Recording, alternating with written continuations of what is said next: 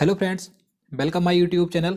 आज के इस वीडियो में हम भारतीय संसद से संबंधित 25 क्वेश्चन देखेंगे। काफ़ी इंपॉर्टेंट क्वेश्चन है ये, तो इसलिए वीडियो को बिना स्किप किए पूरा देखिएगा। और अगर आप हमारी वीडियो पहली बार देख रहे हैं तो हमारे चैनल को जरूर सब्सक्राइब करें, साथ ही उसके साइड में बेल आइकन को जरूर दबा दें ताकि आप आने वाली सभी वीडियो को देख सकें। तो चलिए आज का वीडियो शुरू करते हैं। तो आज का पहला क्वेश्चन है, भारतीय संसद के गठन का प्रावधान किस अनुच्छेद में किया गया है। देखिए, जितने भी क्वेश्चन मैं आपके लिए लेकर आया हूं, अगर आपको उनमें से किसी का भी आंसर पता है तो हमें कमेंट में बता सकते हैं। तो इसका राइट आंसर ऑप्शन सी हो जाएगा, अनुच्छेद 79। आपको ध्यान रखना है, इस अनुच्छेद में भारतीय संसद के गठन की बात कही गई है। और अगर हम बात करें अनुच्छेद यहाँ पर 80 की, इसमें राज्यसभा के गठन की बात कही गई है। और यहाँ पर अनुच्छेद 81 में लोकसभा के गठन की बात की गई है। और यहाँ पर जो अनुच्छेद 82 है, इसमें कहा गया है कि जो प्रत्येक 10 वर्ष के बाद जनगणना होती है, तो जनगणना के बाद पुनः समायोजन करना। तो आपको ये चारों अनुच्छेद ध्यान रखने हैं। तो चलिए नेक्स्ट क्वेश्चन देखते हैं। भारत में संसद की व्यवस्था किस देश के संविधान से ली गई है। राइट आंसर ऑप्शन बी हो जाएगा, ब्रिटेन। आपको ध्यान रखना है, ब्रिटेन देश के संविधान से जो भारत में संसद की व्यवस्था है यहां से ली गई है। नेक्स्ट क्वेश्चन देखते हैं। भारतीय संसद के दो सदन कौन कौन से हैं।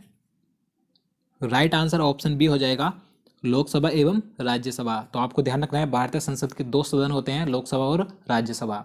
नेक्स्ट क्वेश्चन है, भारतीय संसद के कितने अंग होते हैं। देखिए, इससे पहले क्वेश्चन में हमने संसद के सदन की बात की थी, दो सदन होते हैं। इस क्वेश्चन में अंग पूछे गए हैं कि कितने अंग होते हैं। तो इसका राइट आंसर ऑप्शन बी हो जाएगा, 3। आपको ध्यान रखना है, अंग 3 होते हैं भारतीय संसद के। कौन कौन से? लोकसभा, राज्यसभा और राष्ट्रपति। तो आपको ये सभी ध्यान रखना है। नेक्स्ट क्वेश्चन देखते हैं। क्वेश्चन नंबर 5 है, निम्नलिखित में से कौन भारत में कानूनों को बनाता है। राइट आंसर ऑप्शन सी हो जाएगा, राष्ट्रपति और संसद के दोनों सदन, यानी कि राष्ट्रपति और संसद के दो सदन, राज्यसभा और लोकसभा, ये तीनों मिलकर किसी कानून को बनाते हैं। मैं आपको बता दूं, जब कोई विधेयक संसद के दोनों सदनों में पारित हो जाता है, उसके बाद राष्ट्रपति की सहमति उस पर जरूरी होती है, क्योंकि जब तक राष्ट्रपति की सहमति उस विधेयक पर नहीं मिलेगी वह कानून नहीं बनेगा। राष्ट्रपति की सहमति मिलने पर ही कोई विधेयक कानून बनता है। तो आपको ये ध्यान रखना है। नेक्स्ट क्वेश्चन देखते हैं। भारतीय संसद के उच्च सदन को किस नाम से जाना जाता है। इसका सही आंसर ऑप्शन बी हो जाएगा, राज्यसभा। आपको ध्यान रखना है, भारतीय संसद का उच्च सदन राज्यसभा होता है और जो निम्न सदन होता है वो लोकसभा होता है। तो आपको ध्यान रखना है, आपसे एग्जाम में उच्च सदन या निम्न सदन कुछ भी पूछा जा सकता है। नेक्स्ट क्वेश्चन है, राज्यसभा के सदस्यों का कार्यकाल कितने वर्ष का होता है। राइट आंसर ऑप्शन ए हो जाएगा, 6 वर्ष। आपको ध्यान रखना है, 6 वर्ष का होता है राज्यसभा के सदस्यों का कार्यकाल। नेक्स्ट क्वेश्चन है, राज्यसभा को कब भंग किया जा सकता है। राइट आंसर ऑप्शन डी, कभी नहीं। आपको ध्यान रखना है, राज्यसभा कभी भी भंग नहीं होती है, क्योंकि ये एक स्थायी सदन होता है, इसे कभी भी विघटित नहीं किया जा सकता। मैं आपको बता दूं इसका क्या कारण होता है कि ये कभी भी विघटित नहीं होती है। इसके 1/3 सदस्य प्रत्येक 2 वर्ष के बाद सेवानिवृत्त होते हैं, यानी कि अवकाश प्राप्त करते हैं।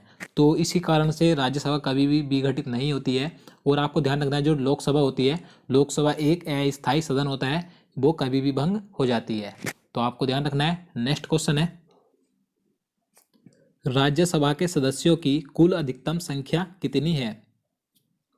Right answer option C, 250। आपको ध्यान रखना है, राज्यसभा में अधिकतम सदस्यों की संख्या 250 हो सकती है, इससे ज़्यादा सदस्य नहीं हो सकते राज्यसभा में। देखिए, इसमें 238 सदस्य राज्य और केंद्र शासित प्रदेशों से आते हैं और प्लस 12 सदस्य राष्ट्रपति मनोनीत करता है। तो आपको ध्यान रखना है। तो चलिए नेक्स्ट क्वेश्चन देखते हैं। राज्यसभा में राष्ट्रपति के द्वारा कितने सदस्य मनोनीत किए जाते हैं। राइट आंसर ऑप्शन ए, मैं आपको पहले ही बता चुका हूं, 12 सदस्य मनोनीत कर सकता है राष्ट्रपति राज्यसभा में। देखिए, जो व्यक्ति कला, साहित्य, विज्ञान और समाज सेवा के क्षेत्र में ख्याति प्राप्त होते हैं, राष्ट्रपति उन्हीं व्यक्तियों को मनोनीत कर सकता है राज्यसभा में। तो आपको ध्यान रखना है। नेक्स्ट क्वेश्चन है, किस राज्य की राज्यसभा सीट सबसे ज्यादा है। यहां पर लिखने में मिस्टेक हो गया, तो इसका राइट आंसर ऑप्शन डी हो जाएगा, उत्तर प्रदेश। आपको ध्यान रखना है, उत्तर प्रदेश राज्य की राज्यसभा सीटें सबसे ज्यादा हैं। तो कितनी है ये भी ध्यान रखना है। 31 यानी कि 31 हैं। तो चलिए नेक्स्ट क्वेश्चन देखते हैं। क्वेश्चन नंबर 12 है, राज्यसभा का सभापति कौन होता है? राइट आंसर ऑप्शन सी, उपराष्ट्रपति। आपको ध्यान रखना है, भारत का उपराष्ट्रपति राज्यसभा का सभापति होता है, लेकिन इसकी अनुपस्थिति में इसका जो कार्य करता है उपसभापति करता है, और जो उपसभापति होता है वह राज्यसभा के सदस्यों द्वारा चुना जाता है। तो आपको ये सभी ध्यान रखना है। नेक्स्ट क्वेश्चन देखते हैं। भारत का प्रधानमंत्री बनने की न्यूनतम आयु क्या होगी यदि वह राज्यसभा का सदस्य है? तो इसका राइट आंसर ऑप्शन बी हो जाएगा, 30 वर्ष। देखिए आपको यहाँ से ध्यान रखना है, जो भारत का प्रधानमंत्री होता है वह जरूरी नहीं किसी एक सदन का सदस्य हो, यानी कि वह लोकसभा और राज्यसभा दोनों में से किसी भी सदन का सदस्य हो सकता है।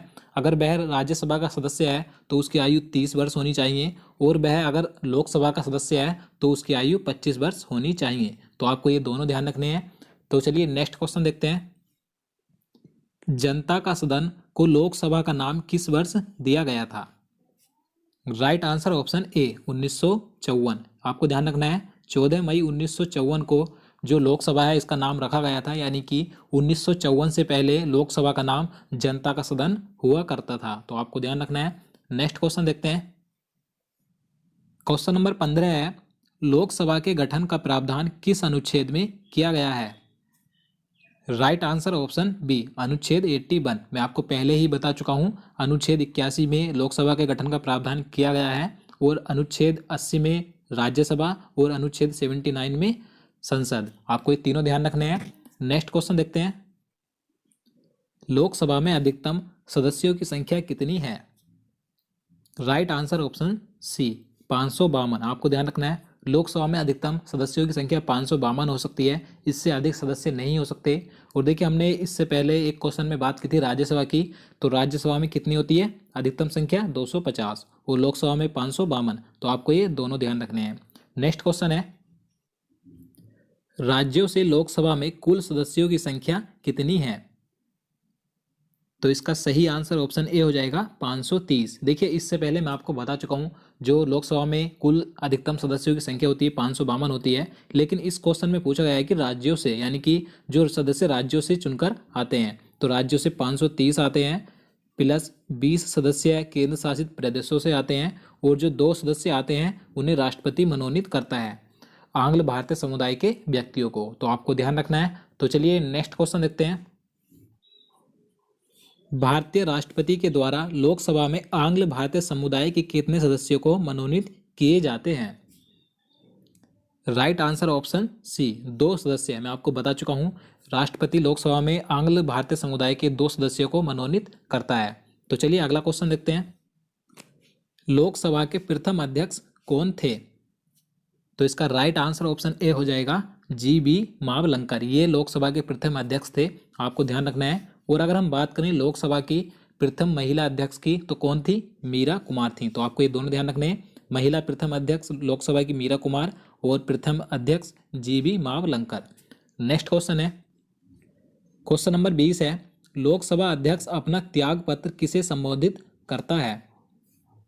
Right answer option A, Lok Sabha उपाध्यक्ष। आपको ध्यान रखना है, लोकसभा अध्यक्ष अपना त्याग पत्र लोकसभा उपाध्यक्ष को कभी भी दे सकता है। तो चलिए नेक्स्ट क्वेश्चन देखते हैं। लोकसभा अध्यक्ष के मताधिकार को क्या कहा जाता है?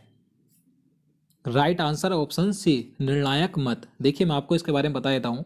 देखिए जब लोकसभा में किसी विधेयक पर मतदान हो तो लोकसभा अध्यक्ष उसमें अपना मत नहीं देता है, लेकिन अगर कोई ऐसी परिस्थिति आती है कि जब पक्ष विपक्ष में बराबर मत पड़ते हैं तो लोकसभा अध्यक्ष अपना मत देता है, यानी कि उस विवाद को सुलझाने के लिए बराबर जब मत पड़ते हैं पक्ष विपक्ष में, उस विवाद को सुलझाने के लिए लोकसभा अध्यक्ष अपना मत देता है, तो इसी को निर्णायक मत कहा जाता है। तो आपको ध्यान रखना है। तो चलिए नेक्स्ट क्वेश्चन देखते हैं। क्वेश्चन नंबर 22 है, लोकसभा के प्रथम उपाध्यक्ष कौन थे? तो इसका राइट आंसर ऑप्शन सी हो जाएगा, M.A. अयंगार। ये लोकसभा के प्रथम उपाध्यक्ष थे। तो आपको ये ध्यान रखना है। तो चलिए अगला क्वेश्चन देखते हैं। लोकसभा अध्यक्ष तथा राज्यसभा सभापति के वेतन और भत्ते कौन निर्धारित करता है? राइट आंसर ऑप्शन डी, संसद। आपको ध्यान रखना है, लोकसभा अध्यक्ष, उपाध्यक्ष, राज्यसभा सभापति और उपसभापति, इन सभी के वेतन और भत्ते संसद के द्वारा निर्धारित किए जाते हैं। इसको अनुच्छेद 97 में रखा गया है और अनुसूची 2 में। तो आपको ये सभी ध्यान रखना है। अगला क्वेश्चन देखते हैं। प्रथम लोकसभा के विपक्ष का नेता कौन था?